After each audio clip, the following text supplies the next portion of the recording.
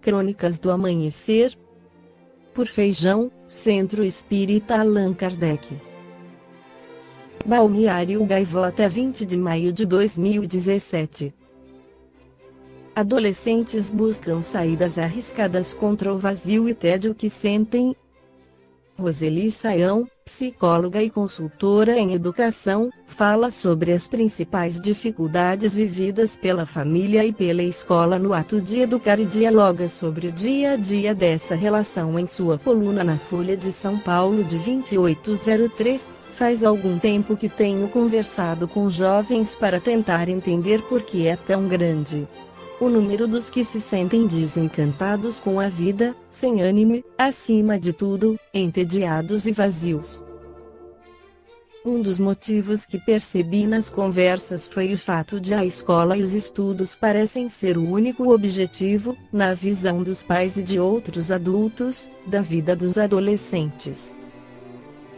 E mais a meta é uma boa classificação em exames e vestibulares.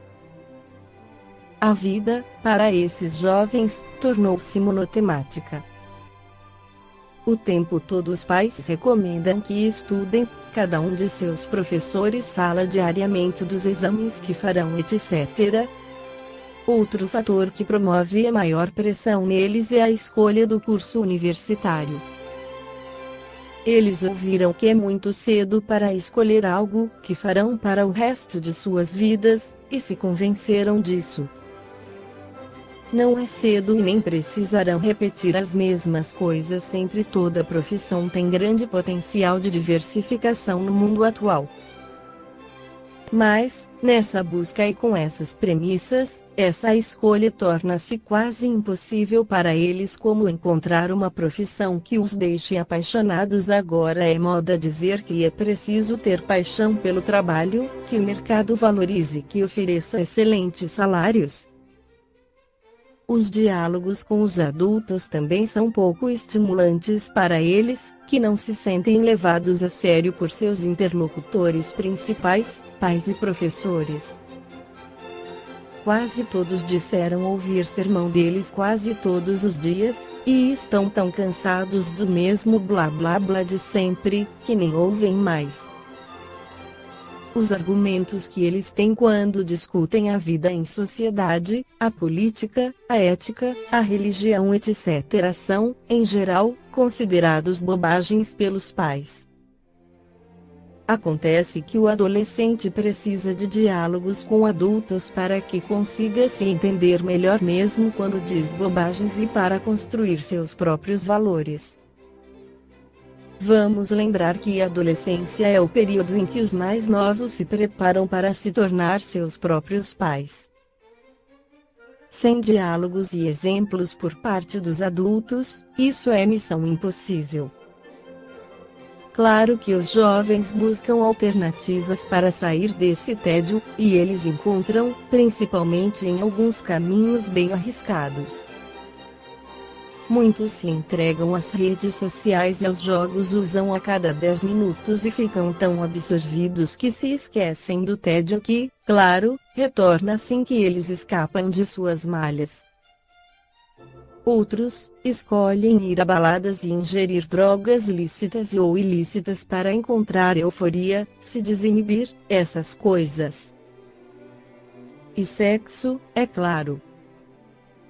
E há também os que decidem desafiar a morte. Creio que quase todo mundo já ouviu falar do jogo da asfixia, ou do sufocamento. Pode ser e já foi fatal. E agora há uma nova modalidade de aventura radical praticada em outros países, que não sei se já chegou ao Brasil. Mas chegará, já que a internet conecta esses adolescentes em busca de adrenalina, como eles dizem. Nessa prática, chamada extreme building climber, os adolescentes escalam as mais altas construções da cidade para caminhar e se pendurar nos locais mais perigosos delas. Pode ser e já foi fatal. Será que não podemos desafiá-los para que se desenvolvam, amadureçam e, acima de tudo, amem a vida? Podemos, sim.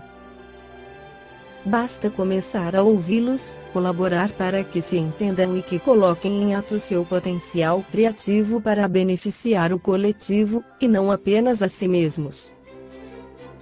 No livro Adolescência e Vida o espírito Joana de Ângeles pela psicografia de Divaldo Pereira Franco afirma que convencionou-se que esses programas existenciais devem ser estruturados na visão ainda imediatista, isto é, no amealhar de uma fortuna, no desfrutar do conforto material, no adquirir bens, no ter segurança no trabalho, na liberalidade afetiva, no prazer. Muitos programas têm sido estabelecidos dentro desses limites, que pareceram dar certo no passado, mas frustraram pessoas que se estelaram na amargura, no desconforto moral, na ansiedade mal contida.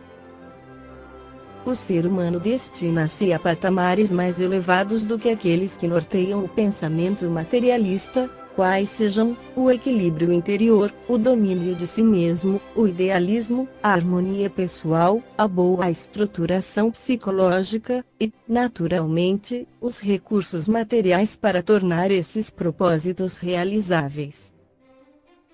Para tanto, o propósito de vida do jovem deve centrar-se na busca do conhecimento, na vivência das disciplinas morais, a fim de preparar-se para as lutas nem sempre fáceis do processo evolutivo, na reflexão, também na alegria de viver, nos prazeres éticos, na recreação, nos quais encontra resistência e renovação para os deveres que são parte integrante do seu processo de crescimento pessoal.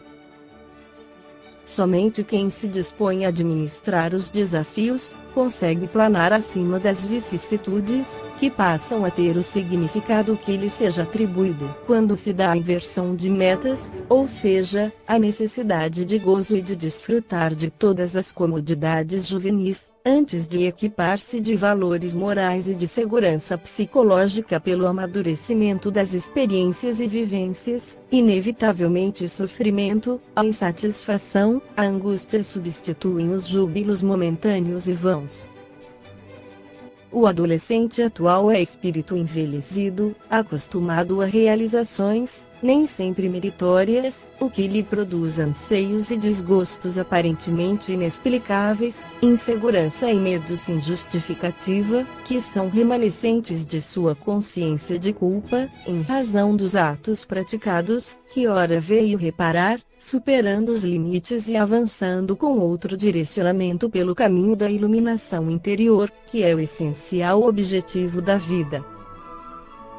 O projeto de uma vida familiar, de prestígio na sociedade, de realizações no campo de atividades artísticas ou profissionais, religiosas ou filosóficas, é credor de carinho e de esforço, porque deve ser fixado nos painéis da mente como desafio a vencer e não como divertimento a fruir. Todo o esforço, em contínuo exercício de fazer e refazer tarefas, a decisão de não abandonar o propósito em tela, quando as circunstâncias não forem favoráveis, o controle dos impulsos que passarão a ser orientados pela razão, ao invés de encontrar em campo na agressividade, na violência, no abuso juvenil, constituem os melhores instrumentos para que se concretize a aspiração e se torne realidade o programa da existência terrena. O adolescente está em formação e, naturalmente, possuindo forças que devem ser canalizadas com equilíbrio para que não o transtornem, necessita de apoio e de discernimento, de orientação familiar, porque lhe falta a experiência que melhor ensina os rumos a seguir em qualquer tentame de vida. Nesse período, muitos conflitos perturbam o adolescente, quando tem em mira o seu projeto de vida ainda não definido. Surgem-lhe dúvidas atrozes na área profissional, em relação ao que sente e ao que dá lucro, ao que aspira e ao que se encontra em moda, àquilo que gostaria de realizar e ao aspecto social, financeiro da escolha. Indispensável ter em mente que os valores imediatos sempre são ultrapassados pelas inevitáveis ocorrências imediatas, que chegarão, surpreendendo o ser com o que ele é, e não apenas em relação ao que ele tem. caracteriza-se aqui a necessidade da autorrealização em detrimento do imediato possuir, que nem sempre satisfaz interiormente. Há muitas pessoas que têm tudo quanto a vida oferece aos triunfadores materiais, e, no entanto, não se encontram de bem com elas mesmas. Outras sim, possuem tesouros que trocariam pela saúde, dispõem de haveres que doariam para fruírem de paz, desfilam nos carros de ouro dos aplausos e prefeririam as caminhadas afetivas entre carinho e segurança emocional. Desse modo, o projeto existencial do adolescente não pode prescindir da visão espiritual da vida, da realidade transpessoal dele mesmo, das aspirações do nobre, do bom e do belo, que serão as realizações permanentes no seu interior, direcionando-lhe os passos para a felicidade. Os haveres chegam e partem, são adquiridos ou perdidos, porém, o que se é, permanece como diretriz de segurança e mecanismo de paz, que nada consegue perturbar ou modificar. Esta foi a crônica do amanhecer de 20 de maio, por Feijão.